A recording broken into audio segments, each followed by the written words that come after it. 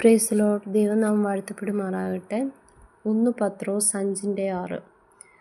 അതുകൊണ്ട് അവൻ തക്ക സമയത്ത് നിങ്ങളെ ഉയർത്തുവാൻ ദൈവത്തിൻ്റെ ബലമുള്ള കൈക്കീഴിൽ താണിരിപ്പിൻ. ഈ വചനത്തിലൂടെ നമുക്ക് മനസ്സിലാക്കാൻ പറ്റുന്നത് ദൈവത്തിന് തക്കതായൊരു സമയമുണ്ട്. നമ്മളുടെ സമയത്തല്ല, നമ്മൾ ആഗ്രഹിക്കുന്ന സമയത്തല്ല നമ്മളെ ദൈവം ഉയർത്തുന്നതും നമുക്ക് വേണ്ടി ദൈവം അത്ഭുതം ചെയ്യുന്നതും. ദൈവത്തിൻ്റെ സമയത്തിനായിട്ട് നമ്മൾ കാത്തിരിക്കണം. നമ്മൾ അവൻ്റെ കൈക്കീഴിൽ താണിരുന്നാൽ ദൈവം നമ്മളെ ഉയർത്തുവാനിടയായിത്തീരും. നമ്മളുടെ അവസ്ഥകൾക്ക് ദൈവം മാറ്റം വരുത്തുവാനിടയായിത്തീരും.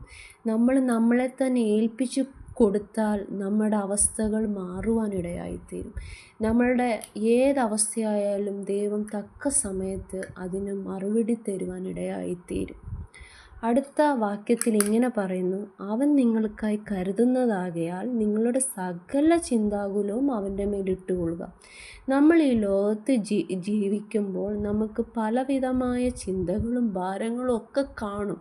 പക്ഷെങ്കിൽ നമ്മളെ കരുതുന്ന ഒരു ദൈവം നമ്മൾക്കുണ്ട്. നമ്മുടെ തലമുറയെ കരുതുന്നൊരു ദൈവം, നമ്മുടെ കുടുംബത്തെ കരുതുന്നൊരു ദൈവം നമുക്കുണ്ട്. അവങ്കിലേക്ക് നമ്മുടെ ഭാരങ്ങൾ ഇട്ടുകൊടുത്താൽ ദൈവം നമ്മൾക്ക് വേണ്ടി കരുതും. ദൈവം നമ്മൾക്ക് വേണ്ടി അത്ഭുതം ചെയ്യും.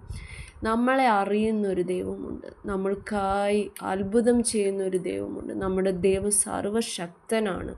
നമ്മുടെ എല്ലാ ചിന്താകുലവും ഏത് ടെൻഷനായാലും അത് ദൈവത്തിലേക്ക് നമ്മൾ സമർപ്പിക്കുക. ദൈവം തക്ക സമയത്ത് നമ്മൾക്ക് വേണ്ടി അത്ഭുതം ചെയ്യുന്ന ദൈവമാണ്. ഈ വചനം കേൾക്കുന്ന ആരായാലും, നിങ്ങൾ ഏത് പ്രതിസന്ധിയിലായാലും നിങ്ങളുടെ എല്ലാ ഭാരങ്ങളും ദൈവത്തിലേക്ക് സമർപ്പിക്കുക. ദൈവം തക്ക സമയത്ത് നിങ്ങൾക്ക് വേണ്ടി പ്രവർത്തിക്കുന്ന ദൈവമാണ്. നമ്മുടെ ദൈവം ജീവനുള്ള ദൈവമാണ്.